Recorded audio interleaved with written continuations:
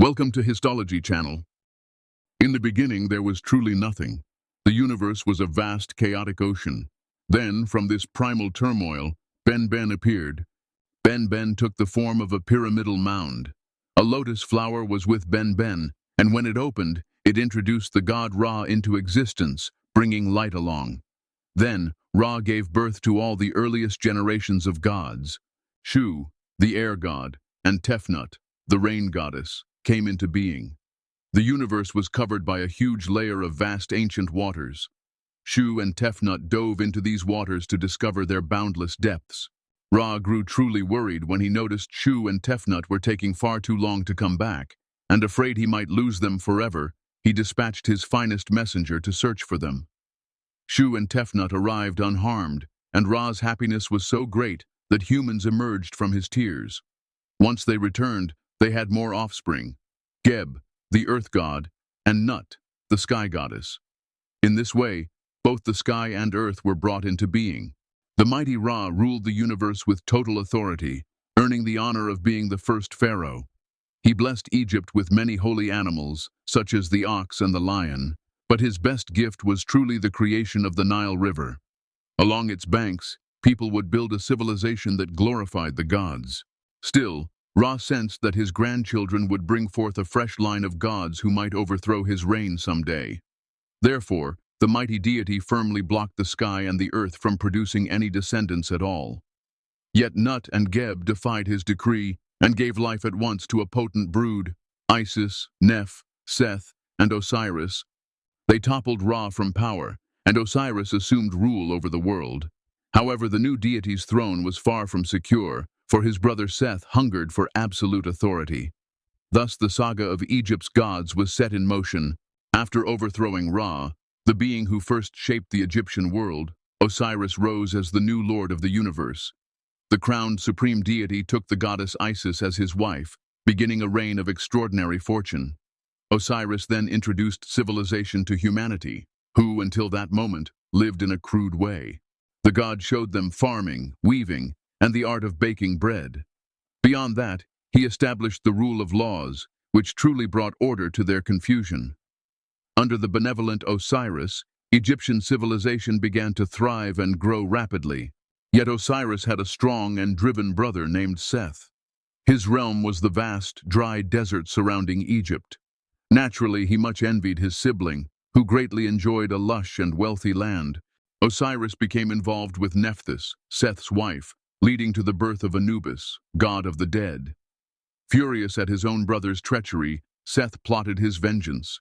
The deity of barren regions and the embodiment of evil invited Osiris to a grand banquet held in his name.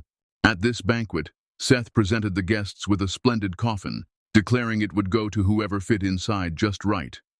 Osiris chose to test it, and no sooner had he completely lain down than Seth sealed the coffin, trapping him. The wicked god wholly hurled the coffin into the Nile, drowning the mighty ruler. Isis cried bitterly after losing her cherished husband, and her tears flowed into the Nile, causing its deep, famous floods. The goddess and her sister Nephthys thoroughly searched for Osiris's body, and once Isis found it, she attempted to conceal it. Still, Seth discovered it anyway and shattered it into 42 fragments, scattering them across Egypt. With Anubis's help, Isis retrieved all the fragments, and following the guidance of the death god, she painstakingly mummified Osiris. By using her sacred powers, the goddess revived her beloved once more, though Osiris would henceforth fully rule over the very realm of the dead. After returning to life, Osiris eventually had a son by Isis. He was named Horus, and he vowed to vanquish Seth, the completely usurping figure who had stolen his rightful throne. Seth, the destructive deity, had previously slain Osiris, the ruler who once held ultimate power in Egyptian lore. Having seized his brother's crown, Seth imposed a reign of terror across the land. Still, Osiris had fathered a child with the goddess Isis. That child's name was Horus. He was a falcon god, and a prophecy claimed he would rule the heavens and restore light to Egypt, forever driving away the entire deep gloom caused by Seth. When Horus came of age, he sought to reclaim his throne, stolen by his uncle Seth. The gods themselves oversaw this fierce dispute. While a council led by Ra, the radiant sun god, debated who truly deserved the crown. A string of violent battles erupted between Seth and Horus, unfolding across the land. Seth had won Ra's favor because he guarded the sun god from Apophis, the serpent that lurked in the skies. Seth then dared Horus to a contest. They would both assume the form of hippos and remain underwater for 3 entire months. Horus depended on his mother, the goddess Isis, to exploit Seth's weakness and end his life. Yet Isis felt compassion for Seth and could not kill him.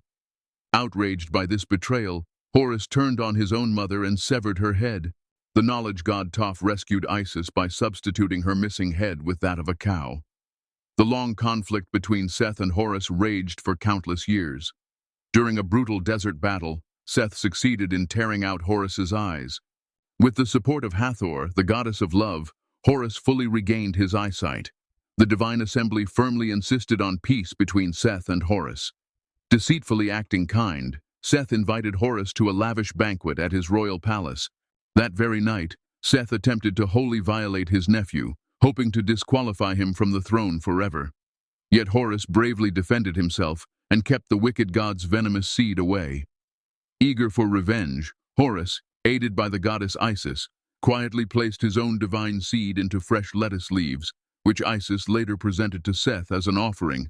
The Lord of the Wastelands consumed the tainted lettuce. Under its poison, Seth began to wither before all eyes, and a golden disc appeared on his forehead. Toph seized that disc and embedded it into her own head. Seth had been humiliated, and after 80 years, the tribunal finally awarded Horus the throne that rightfully belonged to him.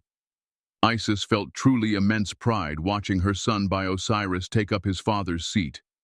Seth's destiny was forever to roam alongside Ra, the sun god in the boundless heavens and beyond, his furious roars echoing eternally through the thunder. And so, Horus's reign over Egypt began, and every future pharaoh was counted among his offspring. Ra is the sun god in Egyptian myth, a major figure highly worshipped throughout the land. He is typically shown with a fully human body and the head of a falcon. A glowing sun disk rests above his head.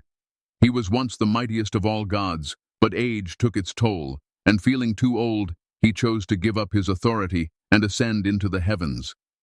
This deity stands as one of the most deeply honored in Egyptian mythology. As the sun god, one of his tasks was to banish all darkness, so he faithfully journeyed across the sky in his solar barge, illuminating every corner of the world during his daytime voyage. Yet at dusk, he and his vessel inevitably sank below the waves, heading for the underworld. There he had to navigate the murky domain and pass through the 12 gates, each representing a distinct region of the netherworld. Ra spent an hour passing through each gate.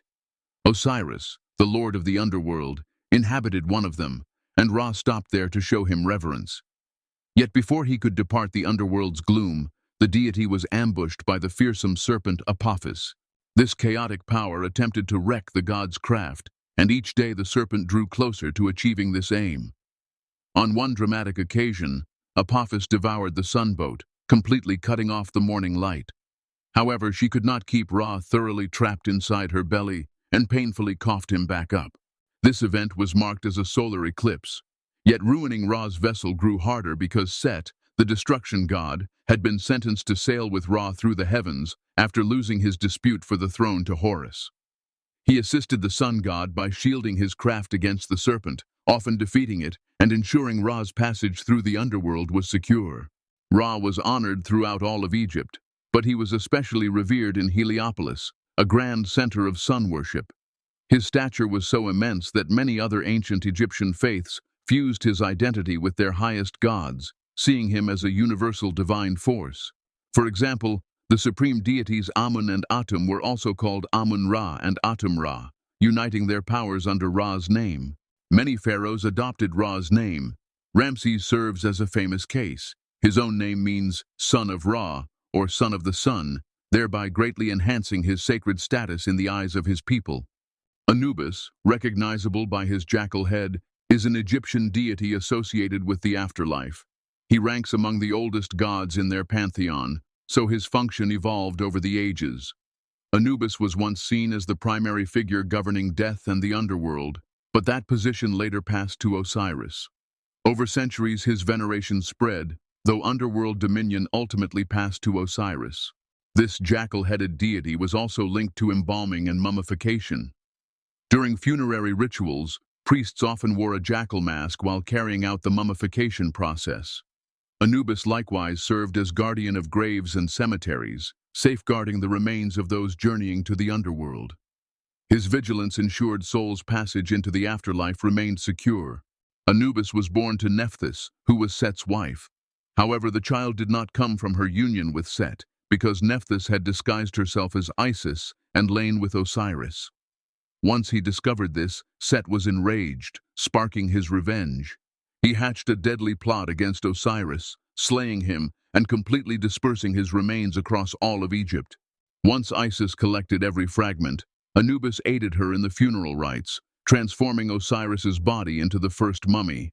He then became the deity who guided souls to the underworld, where a tribunal led by Anubis judged them. Placing the departed one's heart on Osiris's scale, he balanced it against the feather of truth. If the heart weighed more, that soul was condemned. If lighter, the deceased joined Osiris in afterlife. During the era of Greek authority in Egypt, Anubis was linked to Hermes, who in Greek lore also guided souls to the underworld. This link produced the deity Hermanubis, which gained renown under Roman governance. Anubis remains undeniably one of the most celebrated figures in Egyptian mythology. Their union showed both gods as soul guides. Anubis protects the dead. He was the deity tasked with guiding souls into the afterlife. Bastet is the feline goddess of Egyptian myth, shown as a woman with a cat's head. The Egyptians treated cats with great respect. They were also viewed as holy creatures. These felines played a vital part in Egyptian life because they crucially protected food stores from rodents. Additionally, cats could chase off quite dangerous venomous snakes. Bastet is linked to the sun, so by day she traveled with Ra in his solar barge, soaring across the heavens and spreading warmth. At night, the goddess became a cat. Ever watchful, she guarded the world from the terrifying serpent Apophis, often thwarting its dark intentions. People across Egypt revered Bastet. Severely harming a cat in any way was a serious offense. Anyone who committed such an act faced harsh punishment, often execution. Cats were treated like family, and according to some accounts, if a home caught fire, cats would rush into the flames to aid their people. Sometimes these brave felines seemed dead in the blaze, yet they came back to life through Bastet's power, reinforcing the idea of cats having 9 lives. Because they were sacred, cats were also mummified, and Egypt still houses cemeteries solely for cat mummies. Now, relics reveal their continued reverence. In some ancient accounts, Bastet is connected to Sekhmet, the lion-headed goddess. Sekhmet was fierce and bloodthirsty, but ultimately became tame, turning into a meek, milk-drinking feline goddess. Other tales further claim Bastet and Sekhmet were sisters, both daughters of Ra. Though devotion to Egypt's old deities has waned, cats still fix their eyes upon humans, as though awaiting the return of their divine status. They recall a worshipful era,